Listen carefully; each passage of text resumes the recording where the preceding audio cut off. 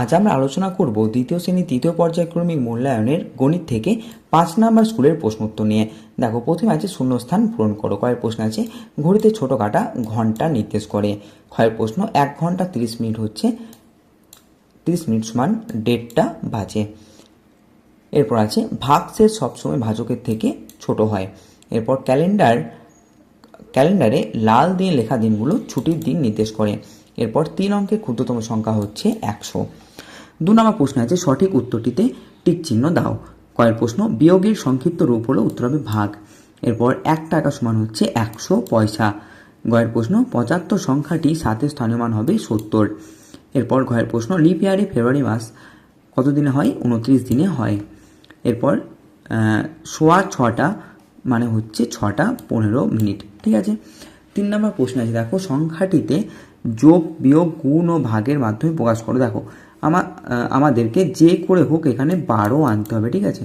তো দেখো যোগ করবো প্রথমে, তো 6-এর সঙ্গে 6 যোগ করলে পরে 12 হবে, 6-এর সঙ্গে 2 গুণ করলে 12 হবে, 18-এর সঙ্গে 6 বাদ দিলে 12 হবে এবং 24-এর সঙ্গে 2 ভাগ করলে পরে 12 হয়ে যাবে। ক্ষয়ের প্রশ্ন আছে দুটো 3 দিয়ে 0, 1, 6, 9 তৈরি করো। দুটো 3 দিয়ে দেখো 0 বের করবো আমরা, তো 3-এর সঙ্গে 3 যদি বাদ দিয়ে দিই উত্তর হয়ে যাবে 0। 3-এর সঙ্গে যদি 3 ভাগ দিয়ে দিই তাহলে পরে উত্তর হয়ে যাবে 1। তো 3-এর সঙ্গে 3 যোগ দিয়ে দিলে উত্তর হয়ে যাবে 6 এবং 3-এর সঙ্গে 3 যদি গুণ দিয়ে দিই তাহলে উত্তর হয়ে যাবে 9। 4-এর প্রশ্ন হুগলি জেলার আটপুরে 21শে ডিসেম্বর মেলা বসে, 3 দিন ধরে মেলা চলে, মেলা শেষ হয় কত ডিসেম্বর? দেখে নাও। দেখো 21শে ডিসেম্বর মেলা চলে, ঠিক আছে, মেলা বসে 3 দিন ধরে মেলা চলে, অতএব 21 যুক্ত 3 সমান হচ্ছে 24। এবার দেখো এখানে কেন 1 বাদ দিয়েছি, যেহেতু এখানে 21 তারিখ থেকে মেলাটা বসেছে, এরপর 3 দিন চলেছে, মানে কি, মানে এই দিনটাকেও কিন্তু আমাদের ধরতে হবে, 21 তারিখটাকেও কিন্তু আমাদের ধরে নিতে হবে। তাই এখানে আমরা কী করবো, 1 বাদ দিয়ে দেবো, তাহলে উত্তর হয়ে যাবে 23। অতএব 23শে ডিসেম্বর কিন্তু মেলা শেষ হবে।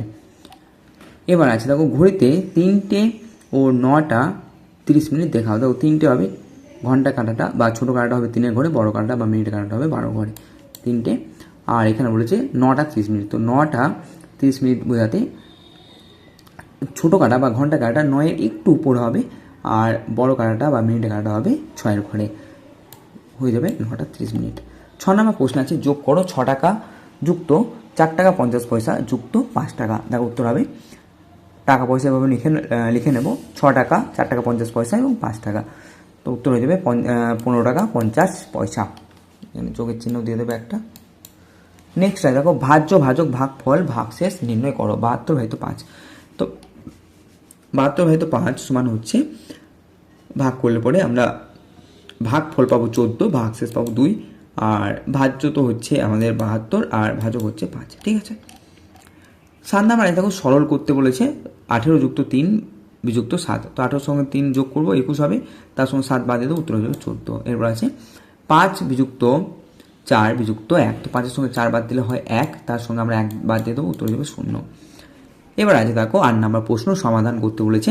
কয়েক প্রশ্ন আছে একটি আপেলের দাম 10 টাকা 50 পয়সা, একটি পেয়ারার দাম 3 টাকা, ফল দুটির দামের পার্থক্য কত? কী করতে হবে, পার্থক্য বের করতে হবে, তার মানে কী করতে হবে, আমাদের বিয়োগ করতে হবে। ঠিক আছে। তো 10 টাকা 50 পয়সার সঙ্গে 3 টাকা বাদ দিয়ে দেবো, তো আমাদের পড়ে থাকবে, বিয়োগ করলে পড়ে থাকবে 60 টাকা 50 পয়সা। অতএব ফল দুটির দামের পার্থক্য হলো 60 টাকা 50 পয়সা। কয়েক প্রশ্ন একটি ঝুড়িতে 24টি আম আছে, সমানভাবে রাখলে এরকম 60টি ঝুড়িতে কতগুলি আম রাখা যাবে? তো সমানভাবে রাখতে বললে কী করতে হয়, ভাগ করতে হয়, সেটা আমরা জানি। তো কী করবো, 7 সঙ্গে 24-এর সঙ্গে 7 ভাগ করে দেবো, তো উত্তর হয়ে যাবে, ভাগফল হয়ে যাবে 3 এবং ভাগ শেষ হয়ে যাবে 3।